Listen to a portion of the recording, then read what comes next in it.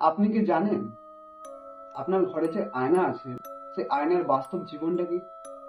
আমি প্রথমে বিশ্বাস করিনি, কিন্তু ওই রাতের পর আমার জীবনটা বদলে গেল। একটা অন্ধকার ঘর আর একটা পুরাতন আয়না।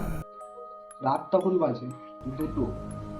তো সেই সময় আমি আয়নার সামনে দাঁড়িয়ে মুখ ধুচ্ছিলাম, কিন্তু কিন্তু হঠাৎ করে দেখি আমার আয়নার আমার পিছনে কেউ একজন দাঁড়িয়ে আছে। আমি পিছন ফিরে দেখলাম কেউ নাই, হয়তো আমার মনের ভুল। কিন্তু যখন আয়নার দিকে তাকালাম, দেখলাম আমার মতন একজন দাঁড়িয়ে আছে, কিন্তু সে আমার মতন মুখ ধুচ্ছে না। আমি তীব্র দৃষ্টিতে তাকিয়ে থাকলাম একভাবে। সে আমাকে দেখে একটা বিচ্ছিরি হাসি হাসছে, কিন্তু তখন দেখলাম তার চোখ দুটো জ্বলছিল।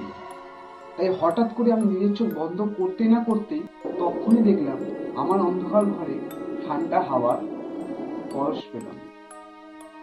তাই তখন বুঝলাম আয়নার ওপারে কেউ থাকে না, আমাদের মধ্যেই থাকে।